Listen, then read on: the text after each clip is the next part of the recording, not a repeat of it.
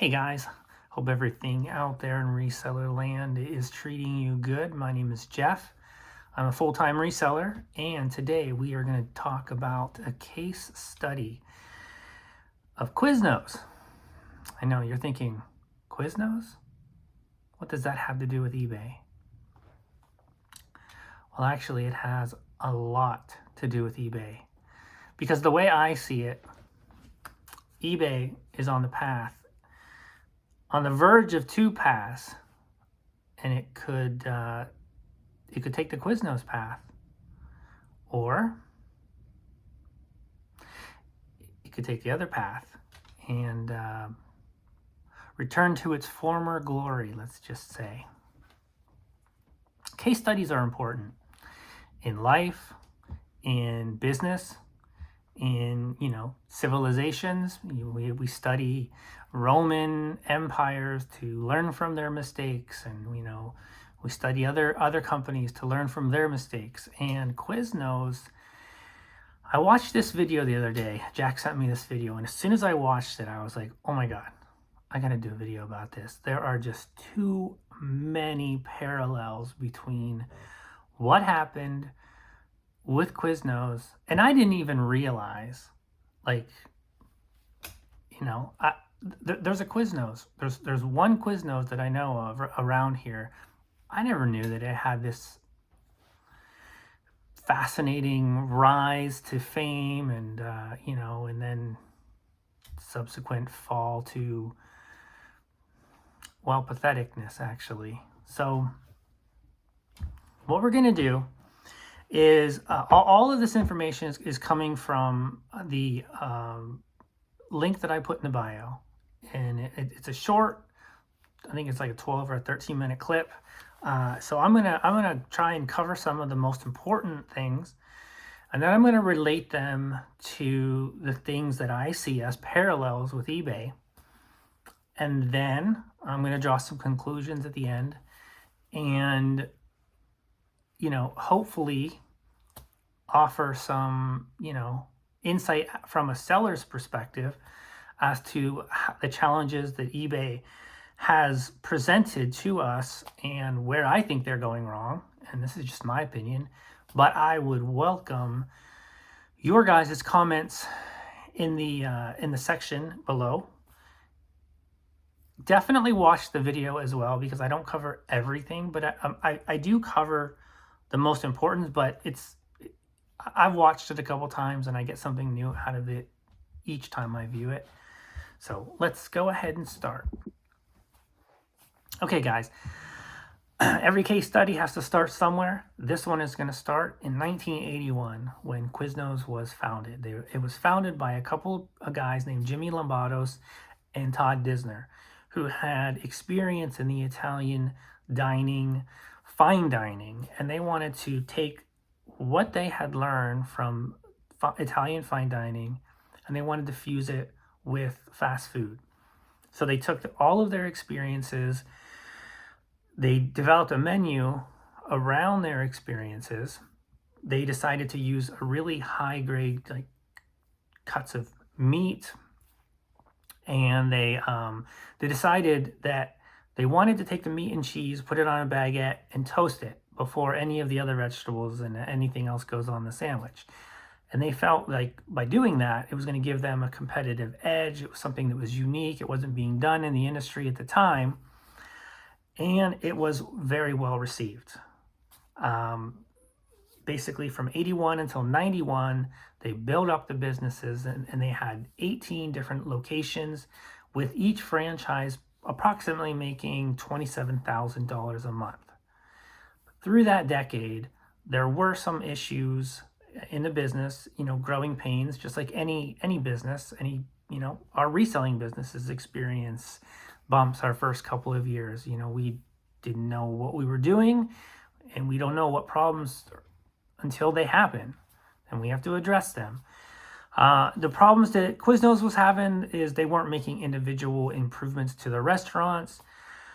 The product quality was beginning to deteriorate, and the owners, the aforementioned owners, they didn't really have experience to address these issues or to provide support to their franchisees.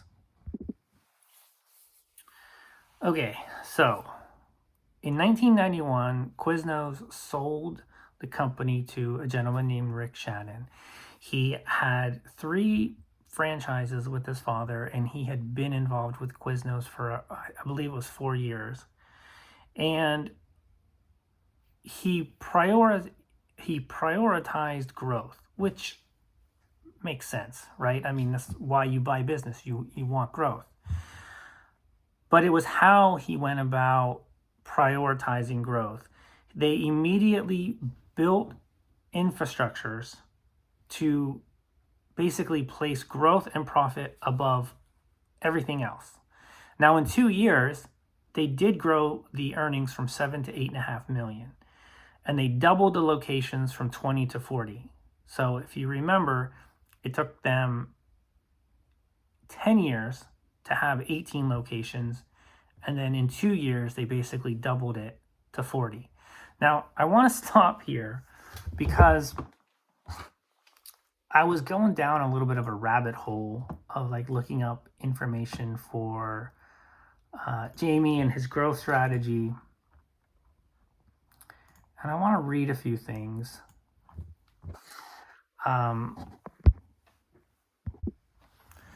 Okay, so I have this article that I'm going to just read a paragraph from. This is from March 10th, 2022.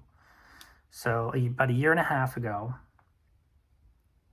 And he says, over the past 2 years, we have fundamentally changed the trajectory of our marketplace. We have demonstrated we can improve customer satisfaction, accelerate our growth, help sellers thrive. Really? How exactly have you helped sellers thrive? And attract and retain enthusiastic buyers? Now, we all know from the article at E-commerce Bytes that eBay is losing buyers. So I always find it informative to go back and like read things like this, and then when businesses or business people or analysts are projecting this and that, you can go back and you can be like, okay, here's what they said then and what has happened since then. We are building an eBay for the future by doubling down on what we do best, connecting sellers and buyers of non-new in-season products. I would severely disagree that is not what they do best, because we all know the problems with search, and I can only imagine from the buyer's perspective of how search results have probably confused them and annoyed them. We see incredible, compelling growth potential in this market and believe it is our opportunity to win by sharpening our focus and continuing to create value through a tech-led reimagination of eBay. We have the right team and vision to deliver on our goals and continue returning value to our shareholders. To me, this is just a bunch of mumbo jumbo that, he and sprinkled with the words growth and value. Now, I happened to stumble upon his LinkedIn account. And then I started reading some of the comments below that.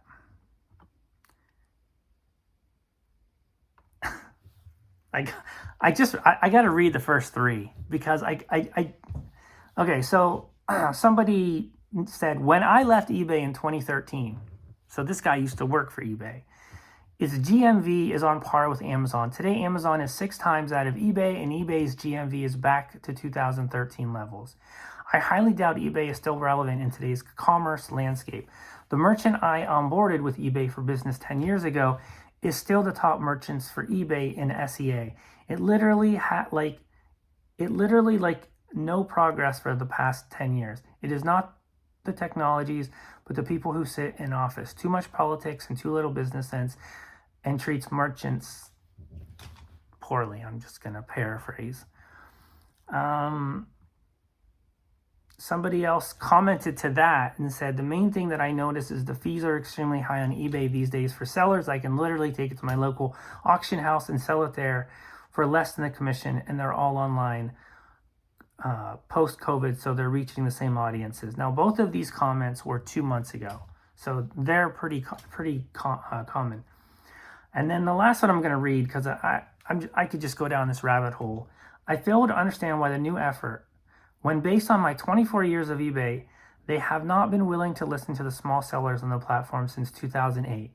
Software has bugs, poor design, unfriendly to the users, and worst of all, poor to no documentation. User training aids have been aimed at the marketing of eBay rather than answering the questions that come from 2 weeks of trying to use eBay, especially from the seller side of the transaction. Yes, there have been a few improvements over the past 15 years, and we are grateful for them, but pitiful in comparison to what they could have done if they were willing to listen to the small sellers that they have been ignored for so long. Okay, that's good. And that's actually really good that he brings this up, because I'm going to touch upon this later on in this video. Okay, so where are we? Okay, so you get a CEO in Quiznos, and he's, above all else, focus on growth and profits. And I know that somebody has quoted or said something that Jamie has said in the past about how, they're all about, making these changes to the platform or into the business, and then just addressing them as we go along. I don't know, maybe not the best, approach to take. Maybe think things out a little bit more and plan a little bit more. Maybe we could have less issues with the platform. But by 1994, they decided to take Quiznos public. And by 1995, they opened their 100th store. 1997, they were the number three sub sandwich place next to Blimpie and Subway. Subway is kind of like the Amazon in this story. Quiznos wanted to be Amazon, Quiznos wanted to be Subway. eBay wants to be Amazon, it seems like. And then by 2000, they opened their 1,000th store. So to recap, from 1981 until 1991, they had 18 stores. From 91 to 2000, they opened 980. Just to give you an idea of the growth that we're going, and that's going to get ramped up real soon. All right, so at some point after 2000, Quiznos created a subsidiary company, and this is a company that belongs to another company, a parent holding company. They created this subsidiary called American Food Distributors. And what this company did was it had the food and the paper products, and all the franchisees were forced to buy from them. And allegedly, the products were marked up so high that it was impossible for these franchisees to actually even turn a profit. And at some point, the Shaddens, like a light bulb went off. Rick and his father, and they realized that they could make a boatload of money selling these supplies to the franchisees via American Food Distributors. And it was basically 3-to-1. They could make 3-to-1 profits selling these food and paper products to the franchisees versus what their franchisee royalties were. Now, I liken this to promoted listings. I feel like at some point eBay realized that they can make more money off of us, take more profits out of our profits by forcing us essentially to use promoted listings. and forcing us in the realm of no visibility, low visibility,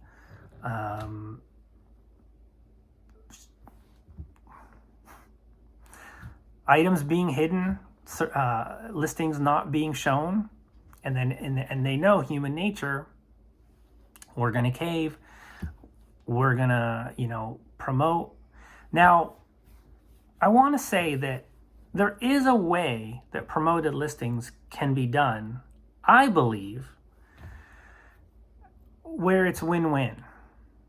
And I don't believe that it's being done like that, because promoted listings only works from the seller's standpoint if the money that we're paying is achieving us above and beyond what we're already making. Like, we all know our numbers, and we know that sometime in April, all of our numbers, for the most part, across the board for sellers have gone down. Some as much as 60%, some probably more. And so if you have a baseline prior to last April and you knew what you were making, relatively based on your numbers, based on how much you're listing, and then promoted listings comes along. And I know it's been longer than that. I know promoted listings have been around for a while, but I feel like something shifted in the promoted listings things back then. So if you know what you're making and you want to promote and make more money than what you're making, kind of think of what your numbers are as your salary, and then you're like, okay, I want to take some money out of my salary and I want to promote, like put it towards a marketing budget because it's going to make me more money. That's okay. That's acceptable. A business can get by and survive and thrive with that model.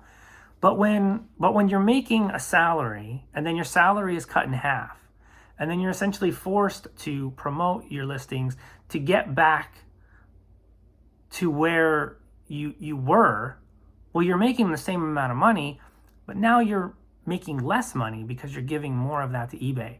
And I feel like that's the same thing that the Quiznos people did, is they realized that they could make more money actually selling these overpriced products and products to the franchisees.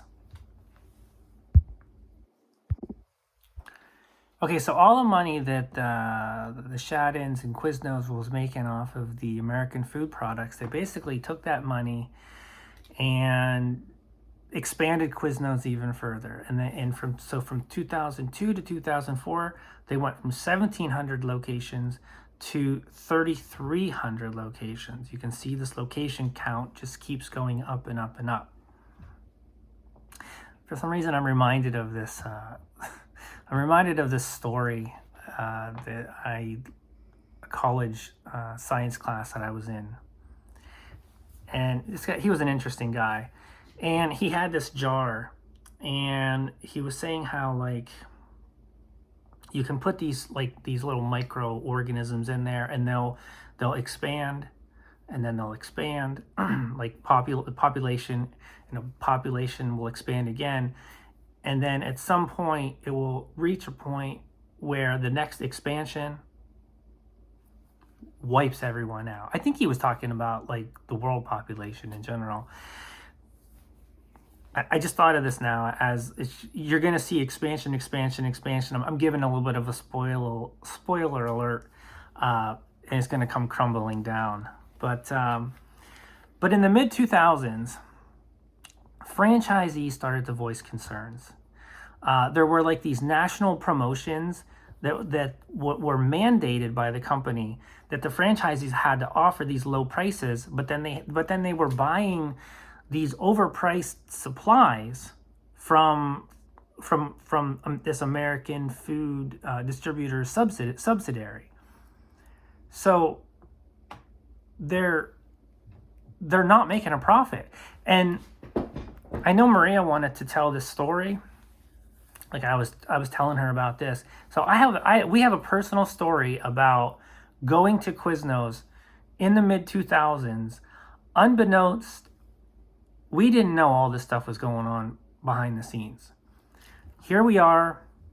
It was probably around 2005, give or take a year. We had 3 little girls, and we were going to Quiznos. We had gotten the mail these coupons. And like, I remember it very clearly. You know, having a family of 5 back then, you got to cut corners. You got to, you know, we used coupons all the time. So we go in there. I can't remember what the coupon was. It's probably buy one, get one free, or buy one, it was probably something like that. So we placed our order, and then we give them the coupon, and then they're like, "Oh, we don't take those." And I remember Maria was like, I can't remember if we ate there or not. She would know. I don't think we did. I think we just left. And I remember Maria was like, "I'm never going to Quiznos again." Like, total exact opposite of what you want to happen from a company standpoint. Having a bad experience, never going back there again. I'm sure we've told that story to other people, you know, basically effectively bad advertising. Yeah.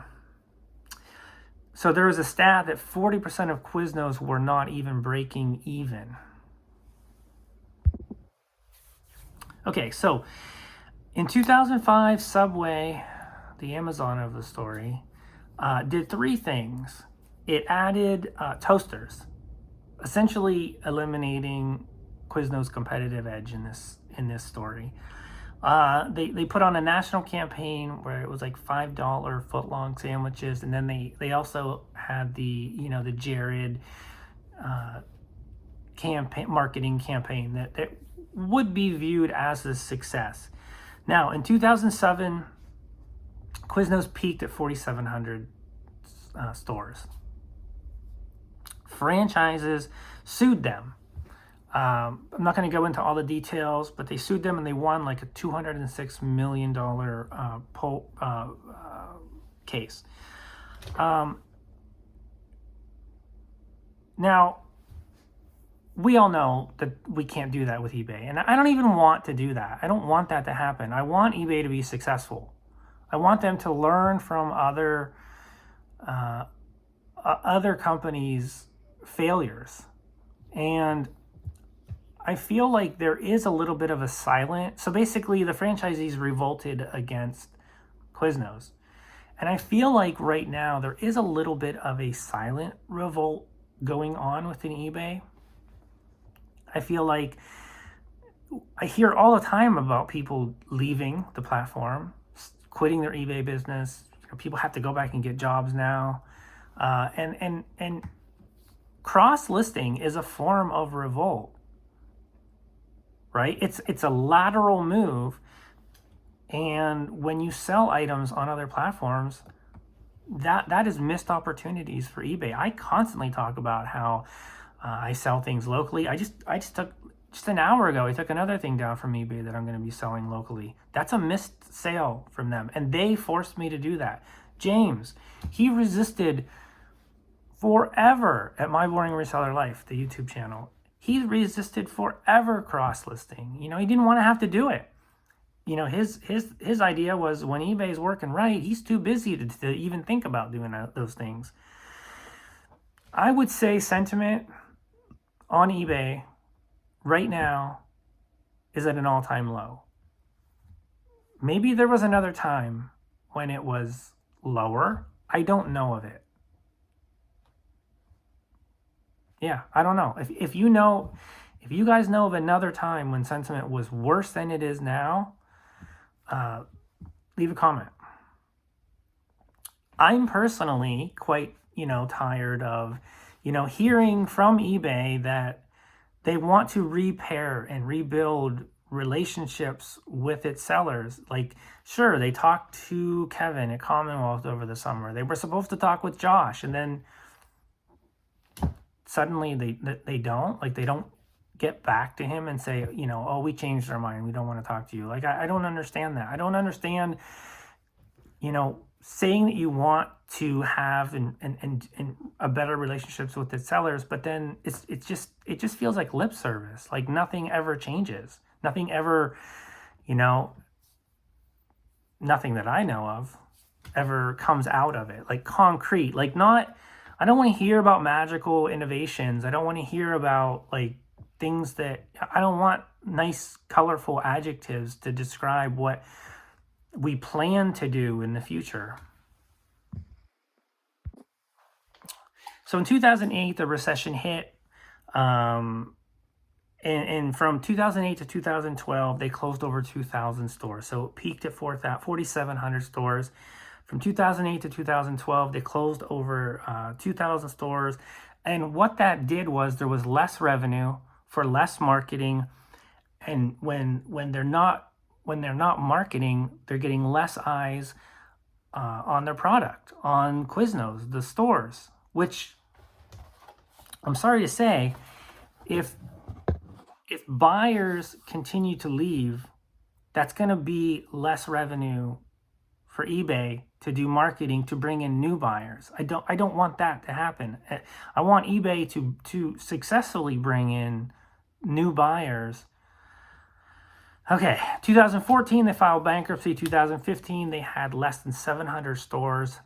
They tried to rebrand. It failed. 2018, a private equity firm, High Bluff, bought them. To be honest with you, not much has changed from 2018 to 2023. They're down to 176 U.S. locations. 176 from the peak of 4,700 Quiznos franchises. So to summarize the video to conclusion, the narrator was basically saying that Quiznos did not fail because their food was not good. They failed because the management didn't care about the health and the well-being of its franchisees. And they began to look at them not so much as partners. They began to look at them as a profit center on how they can,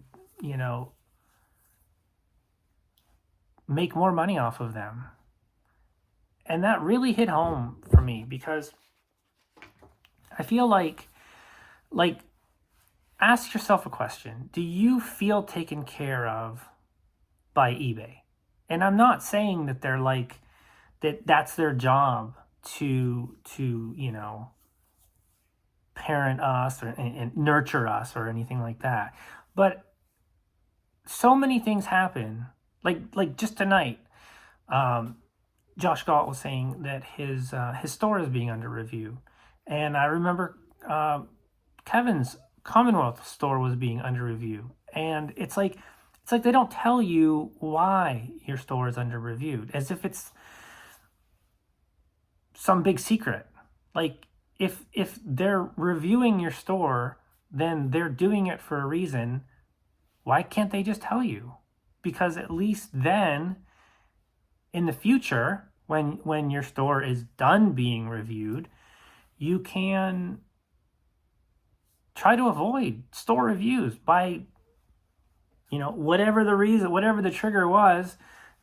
Maybe it's something that we have control over. Because if not, then maybe there's just really no arbitrary reason at all to have a store review.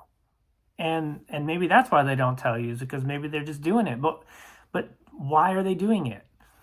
My point is, I don't feel there's so many instances where eBay does things, and it doesn't feel like they have not just our best, any of our interests in mind. It's and I've talked about this in the past, how we feel very expendable to them, as if they think that, if experienced sellers leave, that more people are just going to come in and make up for those losses. But the thing is, though, getting into eBay right now in the current climate, the environment of reselling that we are in, I wouldn't recommend it for people. I would not recommend reselling as a career, because it's like, just right now there's so many obstacles and barriers that we're facing. We're rising shipping costs, AI that is flagging items that are. It's so funny because there was one more article on this LinkedIn, one more comment that I thought I highlighted. Maybe I didn't. I wanted to read it. Oh. So somebody says, hopefully the AI fixes the problem of flagging legitimate accounts. I got banned for life for attempting to make a legitimate purchase last year, and no one was willing to even talk to me at eBay about it. I've never actually thought, like, can buyers get banned for making a purchase? Highly unfortunate, considering I'm an AI-tracked master's student and cyber professional in the military. I just thought that was funny because, I mean, who knows if any of these comments are, like, you know, real, 100% accurate, but I just wanted to share those with you. But anyhow, what was I? This was a really difficult video to make because, you know, I'm touching on a subject that I don't really, you know, I'm just taking this video and there's a lot of facts, but I just really felt like the story of the mistakes that they made, I just felt that there were so many parallels between what we're experiencing in eBay right now in the current climate. So, yeah, I know what I was saying. If eBay thinks that it can not do anything to retain its sellers in the form of support, improvements to the site, improvements to the seller experience, and they think that other sellers are just going to come in and make up for those earnings, I don't think that's going to happen. And it's kind of like when Quiznos closed all those stores and their profits started to go down. It's like you know, there's a butterfly effect that happens with that, you know, less money, less advertising, less buyers on your store. And I feel like that is something that could easily happen with eBay. Okay, so I'm going to wrap this video up. And what I would like to ask of you is, what are things that you think eBay can do better to improve the company, to improve relationships with sellers, and be realistic? Like, this isn't an opportunity to just you know, like, critical thinking here. Like, I've got some things that I've wrote down, and it's not a comprehensive list. And they're not in any particular order, but things that I think would go a long way to improving the eBay seller relationship.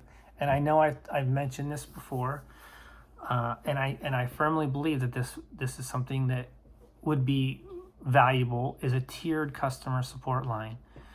You know, customer support line for and I don't know how it would work, but, you know, resellers who have been on the platform for 10 years, 10 plus years, or 5 plus years should not be directed to brand new customer service representatives to where we know more than they know. It's a waste of our time. It's a waste of their time. You know, people, it's kind of sad. And this really shows that so many resellers who are on YouTube, well, not resellers who are on YouTube, but just resellers in general, long term, they don't even bother calling in anymore because they don't actually think they're going to get any help. Like, how sad is that? Like, how sad is the fact that sellers don't even want to call in to get a problem resolved? They would just rather take care of it on their own, even if it's to their detriment, even if calling in to get something resolved could save, a defect, or,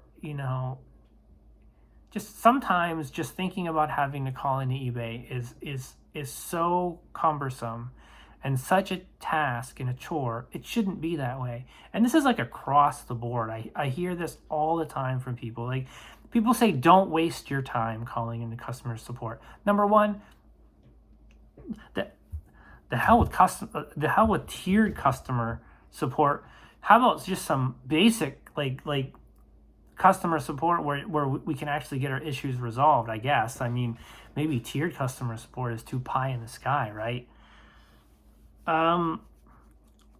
This one, I don't ever see this happening, but like more transparency with the strategy, so it allows sellers to adjust their business. Like, we can't just move this fast. Like yeah, there's so much speculation about, sell-through rate items, blah blah blah, this is what eBay wants, but we don't have any confirmation. We don't know that that's what eBay wants, because eBay doesn't tell us anything.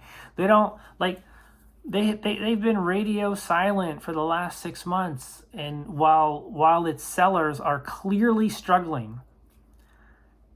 The fact that eBay hasn't even come out and given any kind of like legitimate eBay Open would have been the perfect opportunity for them to come out and explain to sellers, yes, sellers, we know that there are issues.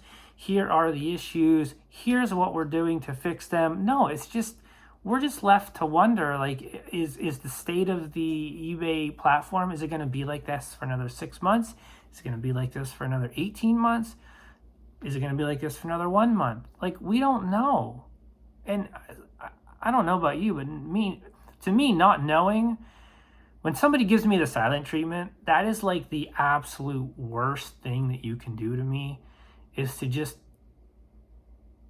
yeah. Like, there was a study with plants, and it was like, this group of plants was given love. This group of plants were given like hate. Like, I think that's what it was. And then another group of plants, they were ignored. And the ones that were ignored were the ones that, I believe, if I remember correctly, that they died the fastest. Like, because they weren't getting nothing. And to some degree, that's kind of how I think a lot of sellers feel. They're getting the silent treatment from eBay. Vero and counterfeit claims, that whole department, the whole system, in my opinion, it's got to be revamped, and there's got to be like protections in there for sellers. Like, especially, I mean, I was going to say good sellers, but I mean, how do you quantify good versus bad? But there has to be a way. Track records, history. That whole department is broken, in my opinion. I wrote this down. I don't know if this is going to make sense, but realize that the more profits we make as buyers, the more eBay makes. Like it or not, we are partners in this venture. Sellers and eBay, like, yes, we are your customers, but we are also partners because of the symbiotic relationship that we are in. And it would go a long way if eBay, if you actually made the effort to retain sellers. It's like you don't actually care if people are leaving. But what does that say about your platform? If you don't care that people are leaving because of the bad experiences that they are having on your platform, what does that say about you? What does that say about potential new people that are considering selling on your platform? Right? I remember over the summer, Etsy's been through a lot of issues with their sellers. And I remember watching this one lady who had a pretty significant following on social media, and she was thinking about selling on Etsy. She did all her research, and then she started to learn about all the problems that the platform was having. She was like, I am not going to Etsy. Like, perception is extremely important. And if the perception is that eBay is having all of these issues with sellers, or sellers are unhappy, sellers are leaving, sellers aren't making money, sellers are struggling on the platform, sellers are having to go back and get part-time jobs because their items aren't being seen, what makes you think anyone else is going to want to come be a brand new seller on your platform? And then, most importantly, is realize that there is a limit as to how many fees sellers can absorb. Like, your fees are not the only cost that a reseller has. Sourcing is more expensive, shipping rates go up every year, taxes, etc., etc. There is a limit to how many fees can cut into our profits, because think about it, we have to take those profits and go out and buy more items to sell on your platform, eBay, so you make money too. You take away those profits, you diminish those profits, we're going to have less money to replenish our inventory, and that could have an impact on our businesses, which cause us to have to leave your platform, cause us to have to cross-list. You should be doing everything in your power to prevent us from cross-listing. Cross-listing should not be something that we have to do just to survive. Cross-listing should be something that we do to build our business even bigger. Like, I would think that you would not want people cross-listing on your platform, and yet I've heard numerous stories from people saying that customer service have told them you should be cross-listing. It's almost as if you want people to be cross-listing, which is bizarre. It's kind of like if I was doing consignment and people were bringing me items to sell for them and I'm making a profit on that. It's almost like me going to say to Bob, my imaginary consignment customer, Bob, start spreading out your inventory. Give Mark over there an opportunity to sell some of your merchandise. I'm good. I don't need all of your inventory. Like, no. In business, I would want all of it. So, I don't know. This is just my thoughts. Like I said, this seemed to be a bit of a difficult video to make. Felt like I was giving a report, but hopefully the information comes across as useful, and it gives you guys something to think about, and it gives us something to kind of have a dialogue, a discussion about. And, you know, I think the comments are always so important, because your guys' feedback and what you're thinking is so important. And it's if it gets in front of the right people, maybe somebody at eBay will watch this. Maybe someone at eBay will watch the Quiznos video and see, okay, you know, here's some of the mistakes that they made. Are we doing anything that could potentially damage our business going forward? And how can we pivot? I hate that word, pivot. Yeah, I mean, like I said, I want eBay to succeed. I want to succeed through the platform as well. I have just found this year to be extremely difficult and frustrating and depressing at times. And, you know, it's caused us to be detectives and have to find workarounds, and some of those workarounds are working. You know, things have been good for the last month, but it's still worrisome that we have to do these things just to run a reselling business. So, okay, I've rambled enough. If you like this video, you know what you do. Feed that YouTube algorithm. Like, subscribe, do all those things. I appreciate you spending some time with me here and listening to my thoughts. I know they're not always coherent and in the right order, but that's what they are. So take care. We will talk to you soon.